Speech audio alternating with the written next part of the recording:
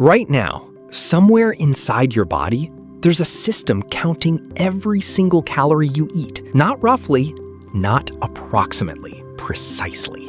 And if you try to eat less, if you cut your meals, skip breakfast, push through the hunger, that system notices immediately. It slows your metabolism. It increases your hunger. It makes food smell better, taste better, feel more rewarding. It does everything in its power to make you eat again. You think you're failing a diet, but you're not. You're fighting a survival machine that was built over 2 million years to do one thing: never let you starve. The problem is, it can't tell the difference between a famine and a Tuesday. And that changes everything we think we know about willpower, weight loss, and why your body seems to work against you. Let's start with your fat cells. Because fat isn't what you think it is. We treat body fat like a mistake, like something that went wrong. But for 99.9% of human history, fat was the single most valuable resource your body could produce. It was your battery, your emergency generator, the thing that kept you alive when everything else failed. Think about this. Your ancestors didn't eat 3 meals a day. They didn't eat every day. Studies on modern hunter-gatherer tribes and archaeological evidence suggest that for most of the Paleolithic era, roughly 2.5 million years, humans ate when they could, not when they wanted to. Some days they feasted. Many days they went hungry. And the ones who survived were the ones whose bodies were best at storing energy for the days when there was none. In 1962, geneticist James Neal published a paper in the American Journal of Human Genetics that changed how we understand obesity. He proposed what he called the thrifty gene hypothesis. His argument was this: throughout evolutionary history, genes that promoted efficient fat storage gave their carriers a survival advantage. During periods of abundance, these genes helped the body convert every extra calorie into fat reserves as fast as possible. Then, when the inevitable famine came, and it always came, those reserves kept them alive while others died. This wasn't a flaw. This was the design. Your body was engineered to gain weight easily. That's not a bug. That's the feature that kept your entire genetic line alive for over 2 million years. But here's what's fascinating. The system doesn't just store fat. It actively defends it, and this is where things get disturbing. Your body does not want to lose weight. It interprets weight loss as danger. In 2016, researchers at the National Institutes of Health published one of the most devastating studies in obesity science. They followed 14 contestants from the TV show The Biggest Loser for 6 years after the competition. These people had lost an average of 58 kilograms during the show. Extraordinary results. But 6 years later, most had regained the weight. That alone wasn't surprising. What shocked the researchers was this: their metabolisms had slowed by an average of 500 calories per day below what was expected for their body size. 6 years later, their bodies were still burning less energy, still fighting to regain every gram of fat they'd lost. This is not a metaphor. Your body has a thermostat. Scientists call it the set point.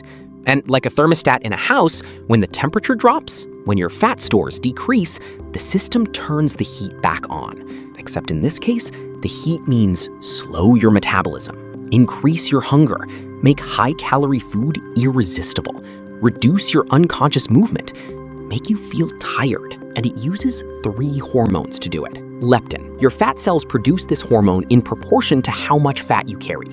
When fat drops, leptin drops. And when leptin drops, your brain receives an alarm signal. Starvation mode. Ghrelin, the hunger hormone. When you diet, ghrelin surges, sometimes 20 to 30% above baseline. Food doesn't just seem appealing, it becomes almost impossible to resist. Studies show that elevated ghrelin doesn't just increase appetite, it activates the mesolimbic dopamine system, the same brain circuitry involved in drug addiction. And then there's dopamine itself. When your body senses energy deficit, it amplifies the reward signal from calorie-dense foods. Sugar and fat don't just taste good when you're dieting. They trigger a neurological reward response that your prefrontal cortex, the part responsible for willpower, simply cannot override long term. Your ancestors needed this system. When food appeared after days of hunger, they needed to eat as much as possible, as fast as possible, because they had no idea when food would come again. The ones who could resist a calorie-dense meal during a famine, they died. You inherited the biology of the survivors. Every single one of your ancestors, without exception, was someone who ate when food was available and stored every excess calorie as fat. That's who you come from. But the famine never comes anymore, and your body doesn't know. And here's the part nobody talks about. In 2012, evolutionary anthropologist Herman Poncer traveled to northern Tanzania to study the Hadza, one of the last hunter-gatherer tribes on Earth. The Hadza walk 8 to 12 kilometers daily. They dig tubers, climb trees, carry heavy loads. They are, by any standard, extremely physically active. Poncer expected to find that they burned far more calories than the average sedentary American. After weeks of measurement, the results stunned him. The Hadza burned roughly the same number of total calories per day as office workers in New York. The same, despite moving 5 to 10 times more. Poncer called this the constrained energy model. Your body has a fixed caloric budget. If you increase physical activity beyond a certain point, your body compensates by reducing energy expenditure elsewhere.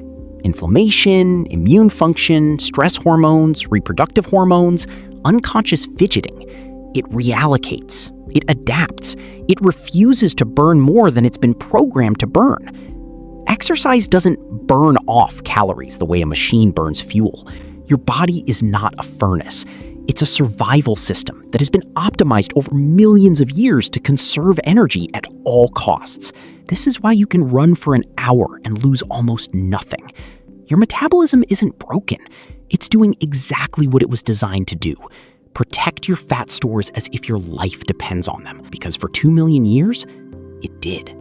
So, if the system was designed to survive famine, what happens when famine disappears? The answer is simpler than you'd think. It breaks. For 2 million years, the cycle was scarcity, then brief abundance, then scarcity again. Your thrifty genes made you gain weight fast during abundance and survive longer during scarcity. The system worked because the famine always came back.